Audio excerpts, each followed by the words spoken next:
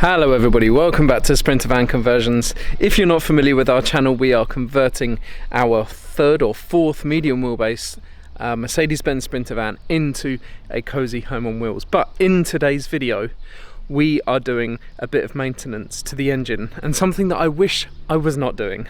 I've done it before on a different van and I know what a pain it is, and today I thought I'd share the process with you because it's a very, very common fault on these Mercedes Benz engines.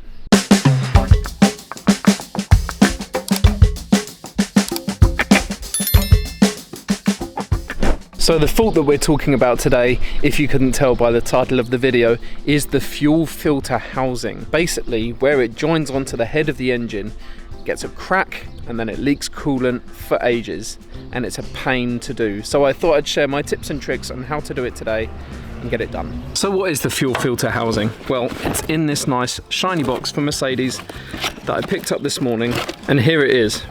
We have the fuel filter that goes in there, we have coolant that goes in there and in there, in there, on there, and then this is where it bolts to the side of the head. And just at the bottom of the bracket here is where it cracks, the gasket lets by, and then there's a coolant leak in the engine, which of course we don't want. At the moment it's not too bad on this van, but it's only going to get worse, and since we're selling this van afterwards, I just want to make sure that the new owner has no issues at all.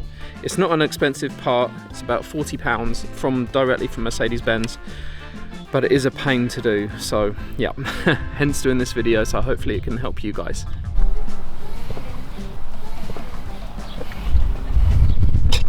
So first of all, we're going to start with removing the airbox, getting access to the top of the engine.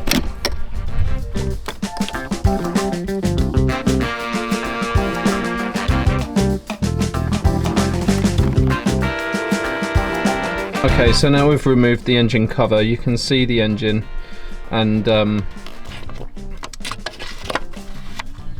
you can see that is the fuel filter house, well, the fuel filter just there. And then with it around it obviously is the housing for it. Now I already unclipped it just there, and then the fuel filter should just lift straight out. But first of all, need to disconnect this pipe here. I've undone that clip, and then I can remove the fuel filter.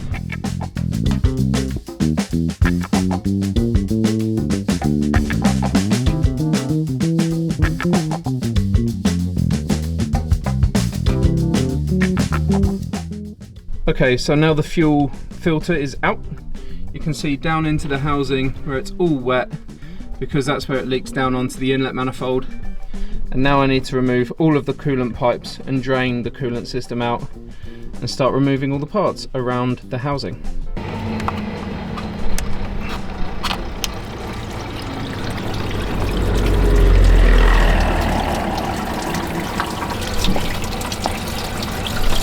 And just while that's draining, don't forget to use the pan to catch all of the coolant.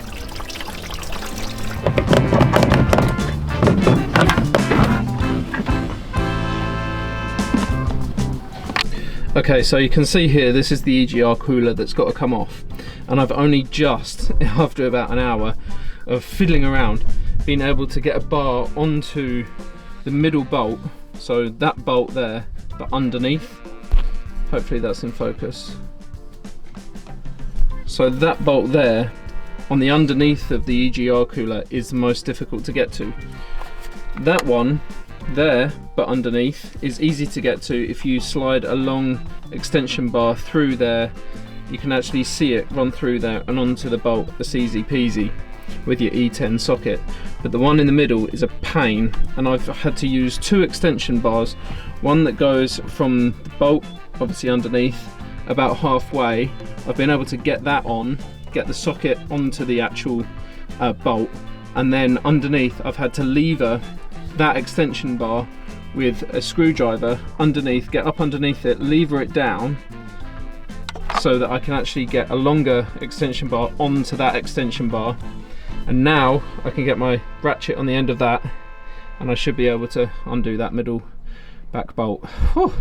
By far that's the hardest part of the job, but now the socket's on there, I'm going to get it undone, and then I'll address putting it back on later. Oh, hallelujah.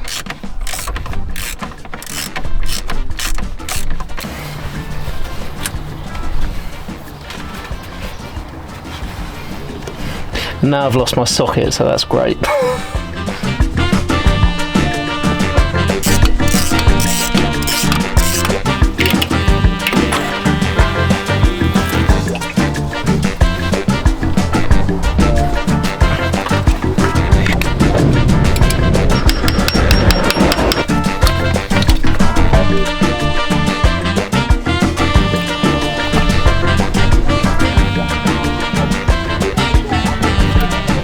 So I've been going at this for a while now, and I was getting really irate with it because I remembered that on the old filter housing there's a sneaky bolt down there that isn't on this one, which is the new one.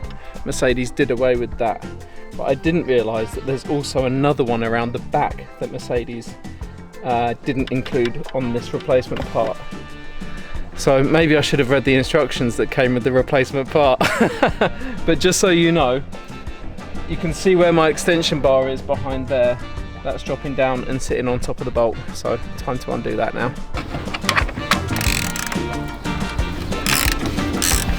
I can't believe that I was literally hanging off this with a pair of plumber's grips trying to get it out.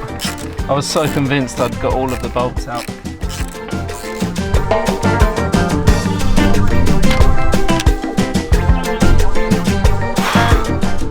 At least it's done and out now.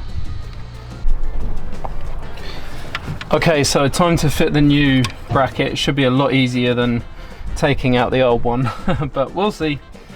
Here we go.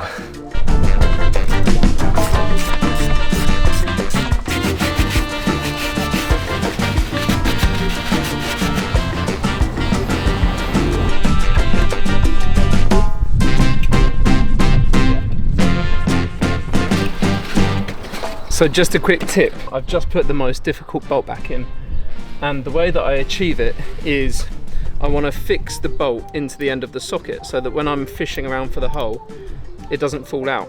And the way that I do that is I get a couple of layers of my blue roll paper, toilet roll, whatever you want to use. I stick it over the end of the socket and then I wedge the bolt into the socket, rip away the excess paper, and then that is really firm in the socket. And yeah, should stay in. That's what she said.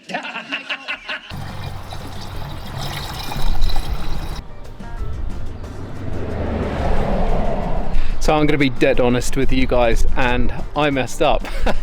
I don't know how it happened, but I put everything back together and there was a leak when I filled it up with water, not even turning on the engine to get the water pressure up either. It was just flowing straight back out of somewhere.